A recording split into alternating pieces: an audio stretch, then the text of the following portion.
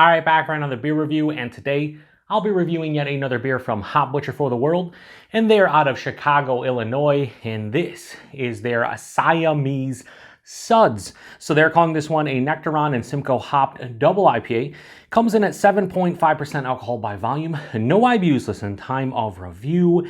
This can is just over 6 weeks old. So this is a collaboration between Hop Butcher and the Smashing Pumpkins and Billy Corgan's Madam Zuzu, which is a tea shop and art studio combined into one. Now, 2 years ago, back in, I think it was like May of 2021, they did a collaboration with Smashing Pumpkins back then. They released, I think it was called Soulhead. Unfortunately, my channel was on hiatus, so I didn't get a chance to try that one, and I was really bummed out that I missed it. So this year when I saw this release, I was real excited.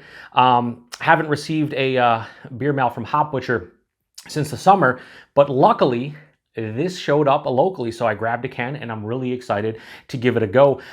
This year is the 30th anniversary of the Smashing Pumpkins Siamese Dream album, so the name of this beer makes sense.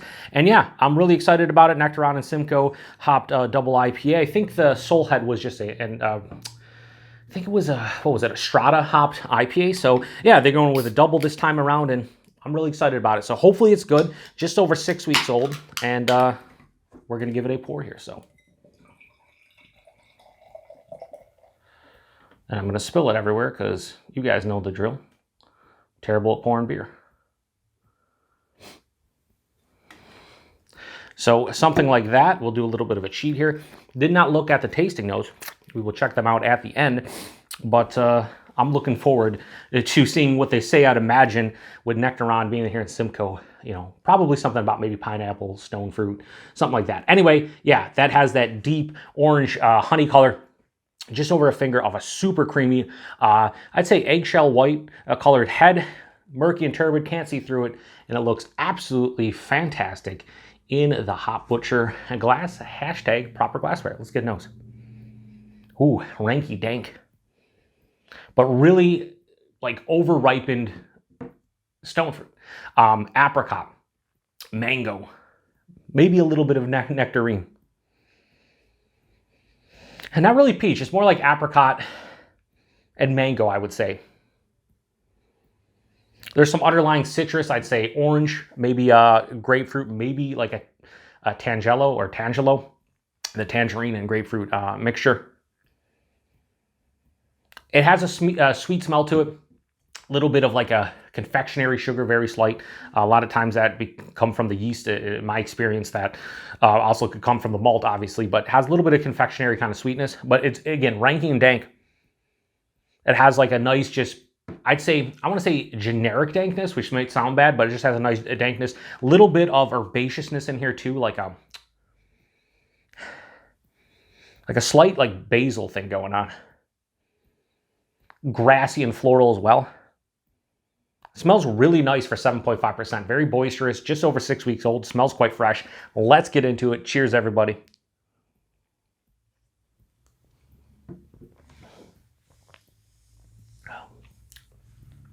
It's been a hot minute since I've had a Hop Butcher hop forward beer. Man, do I miss their body and mouthfeels. I mean, a lot of their beers I just enjoy from the body and mouthfeel aspect alone. And this is one of them. The body on this one, higher side of medium, lower side of full at 7.5%. Really nice. Maybe even a little bare. Maybe I'd say lower side of full. The mouthfeel, soft, smooth, creamy. Absolutely fantastic mouthfeel.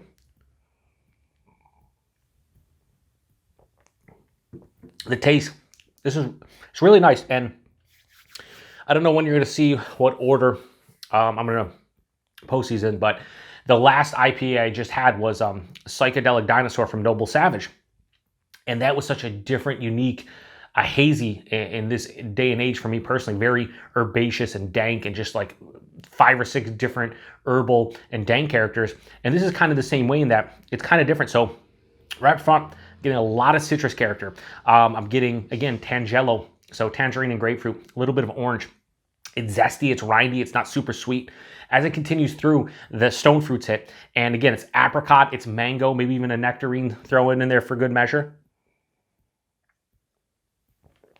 A little bit of like a honeydew. You know what? Take that back. Not honeydew, more like a cantaloupe, which I don't love, but it's not. It's okay in here.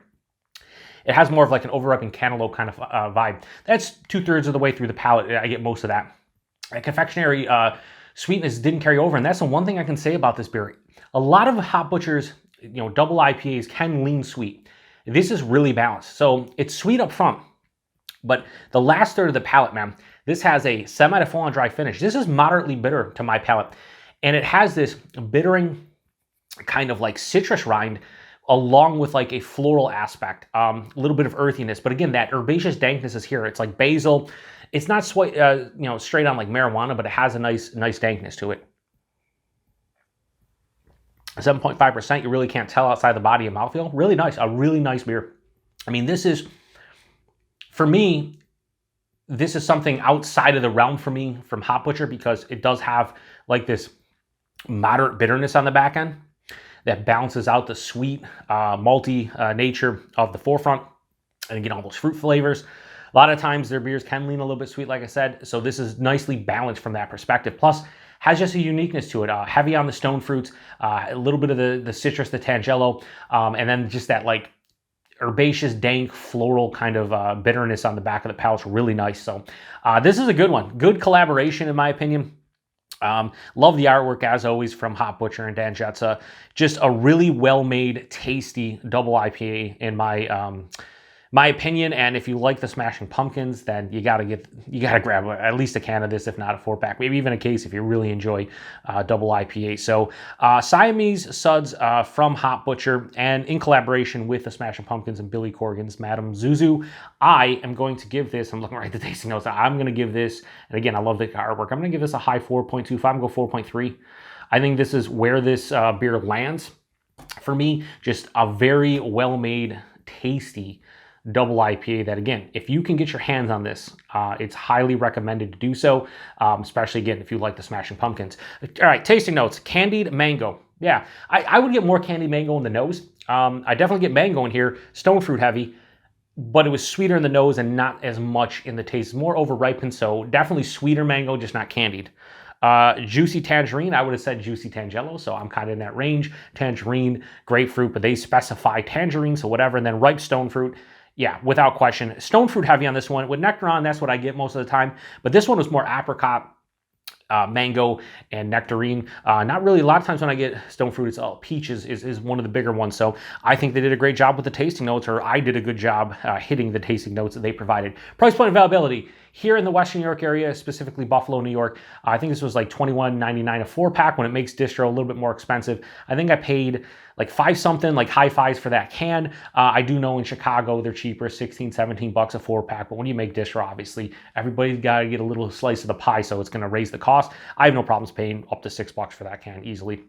I've paid way more for much worse, and it's Hop Butcher. I like supporting them. They've been supporting this channel for 4 years, almost 4 years. So whenever stuff shows up here that I haven't had before, I'm definitely going to pick it up and give it a go, and I have no issues doing that whatsoever. Value for you might be a little bit different if it shows up and it's $22 4-pack. I get it, but at the end of the day, Hop Butcher makes fantastic beer, so no qualms. And then availability, Hop Butcher, if you want them, you can get them. I know they get on Tavour occasionally. They're starting to make distro over the past year to a bunch of different areas. So, and again, at the end of the day, let's say you can't get them, whether it's Tavour doesn't ship to your neck of the woods or some other online sites, or you don't get them locally, you can trade for them. And I'm telling you, there's got to be some folks in the Chicago area that would happily send you some Hop Butcher. Very plentiful. They do some exclusive releases at their new tap room and brewery, but I know there's a lot of people that'd be like, hey, here's some local stuff. I'll trade you for my local stuff, and no issues whatsoever. So if you really want Hop Butcher, you can get them if you want to. If you want to, that is. Anyway, I appreciate everybody stopping by for another beer review here on the Beer Patrol. If you've had this one before, post in the comment section. Have you had this and their Soulhead, which was the first release from Hop Butcher and Smashing Pumpkins? Which one did you prefer? Again, that was a 6.5% Strata IPA. This is a bit different at 7.5% Nectaron and Simcoe-hopped double IPA. And I think that dank kind of herbation has definitely come from the Simcoe. I wouldn't say necessarily catty. A lot of people say like cat pee and whatnot. Not getting that specifically, but it's kind of like just outside of that realm, like, just on the outside looking into that tasting note. So I get that. And again, I don't know if I mentioned 7.5%, you really can't taste it. Hidden extremely well. So kudos to Hop Butcher, kudos to Smashing Pumpkins, congratulations on 30 years, the 30-year anniversary of Siamese Dream. So yeah, anyway, I'm going to shut this one down. Appreciate everybody stopping by for another beer review here on the Beer Patrol. To the next one, cheers.